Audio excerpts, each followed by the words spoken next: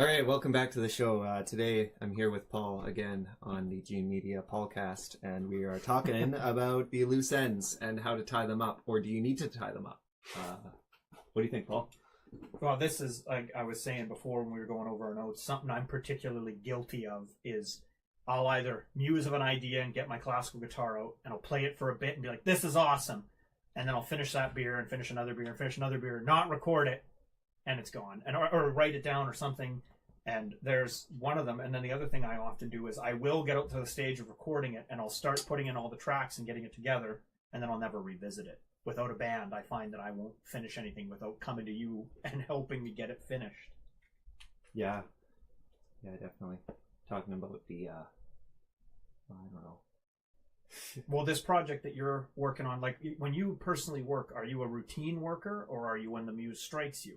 Well, I try and sit down for a few minutes every day and just, I do something regardless. I try and record something or mix something or whatever the task of the day is.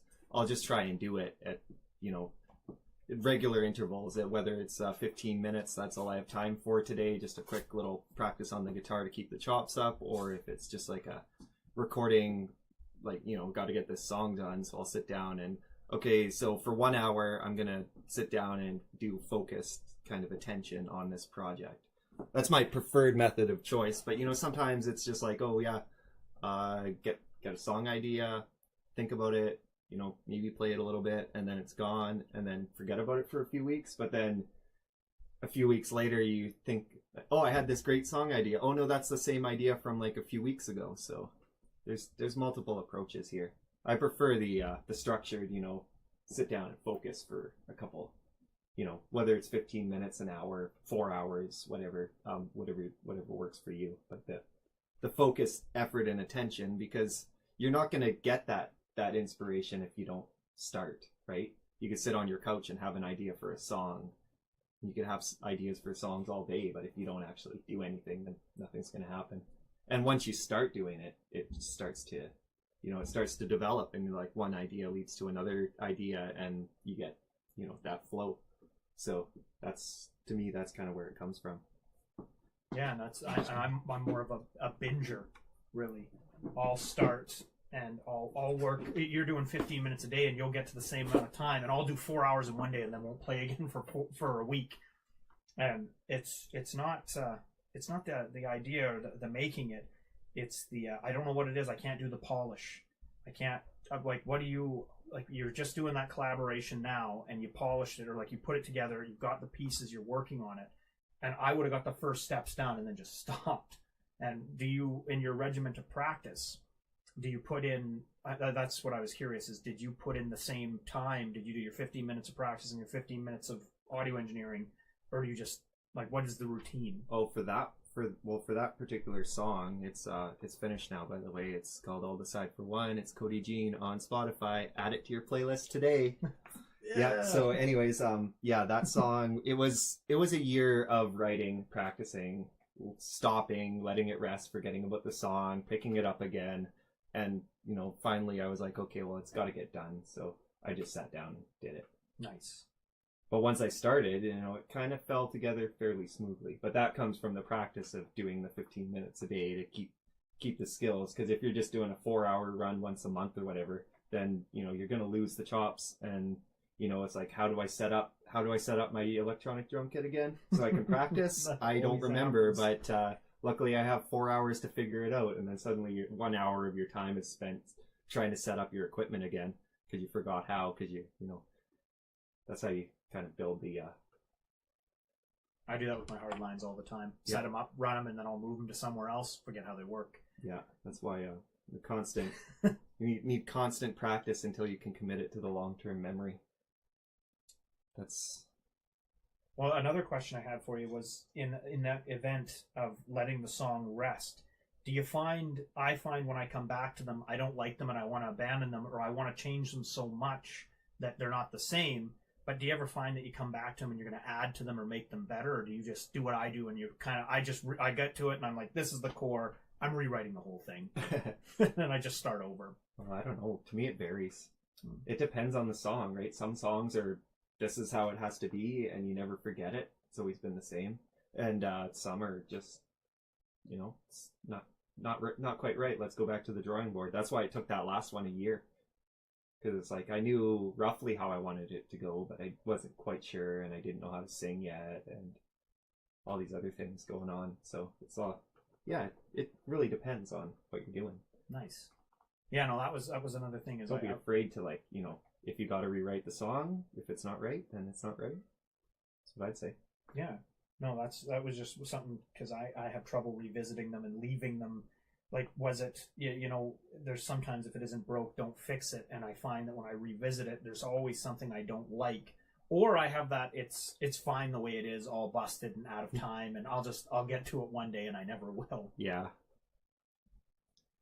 Yeah, I find my biggest problem is like trying to, like, once, especially in the final stages, like the last couple mixes, and you're just trying to get like get that polish on there, and it's like, oh yeah, it's not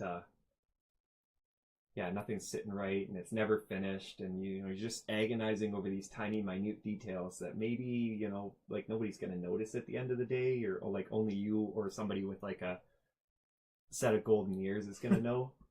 So I don't know, that's a thing, whether that's on on the same stream of topic, like, yeah, maybe. Yeah, that's loose ends, or it doesn't just apply to the songs or the projects. Sometimes you can be leaving the call to the bar you're going to be playing at too long, or sometimes you'll be, like, another thing I'm really bad for is leaving gear that I should have, like that amp. My amp should be fixed, my orange amp, and it's been out of commission for over a year, and I should just get it fixed, and I'm really bad, like, just, I don't know, it's that drive aspect. And even if your routine was not just playing and writing songs, but like just making sure your gear is in order, like, I need to come here and tune the kit and look at it, and here it is. I could have done that today, and again, I didn't. I'll do it. I am going to do it next time, because everybody's watching. They're going to is the kit fixed? Now you have to, because you said you were going to do it. Okay, I'm going to next time we get together to record. Maybe we'll put that on video, and you can talk about it while you're doing it. Yeah, I'll tune maybe the kit. We'll see. Yeah, this is how you tune a drum kit with Paul. Paul knows a lot about the technical side of repairing, how they operate mechanically and stuff like that. So he tunes the drum kit, not me. I don't even own a drum key. Yeah, no, that's it. I thought you said it was coming out for a drum key. No, drum key. Drum key. Oh yeah, no, I brought a 12-pack. Don't worry. We're gonna get drum key. So yeah, I'll do the kit next week. But yeah, just even maintenance, and like, look at all your gear and how you take it all apart and you blow out all the dust.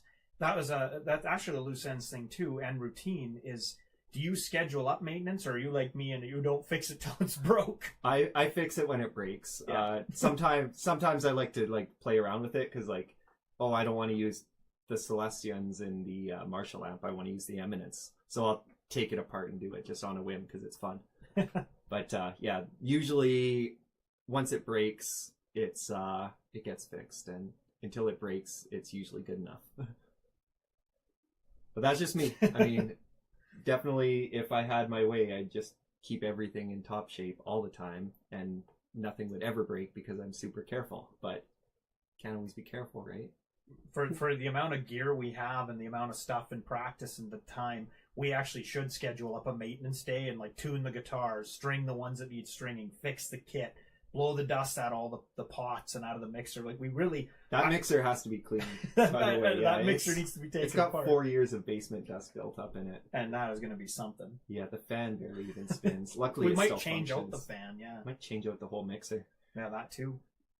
That's another thing. Yeah, but like, how often do you think that kind of stuff should happen? It's almost like like once a month is probably too much, but like once every 2-3 months, like if it's not under, we're only using stuff 2-3 times a week here, so yeah, it's not like back in the old days. It's not like it's on 24/7 all day every day. It's on once in a while.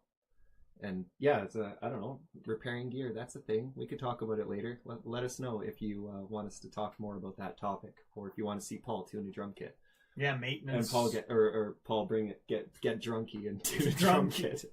Yeah, that's, I can, because I know a couple ways to tune a kit that I could show, and then also, like, I guess when we play our guitars and our bass, we tune every time, like we always tune. Well, you got to tune. You don't want to. But not according to Wheeler, you tune that bass once a year. Well, yeah, maybe if you're Wheeler playing the bass, but you tune that once. I got a Yeah, I made this video. I was playing this guy right here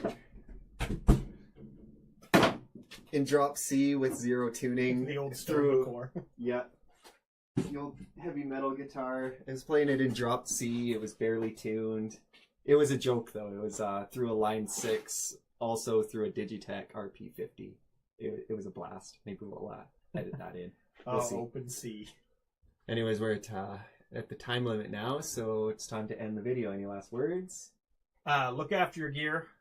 Look after your songs. Tie off loose ends. Tie up those loose ends. Look after your wherever mother. you can. Don't be afraid to abandon it if it sucks. Well, that's another thing, is letting it rest is the better way of saying, it's a fancy way of saying abandon it, but a lot of things we've let rest. And look at, was it Stormwall was one that we let sit before we did come back and make it happen. Yeah, that one took a while. And Dream Away is still Dream resting. Away, yeah, it's still resting. Yeah. Anyways, that's it for today. Thank you for watching. Bye. What is that?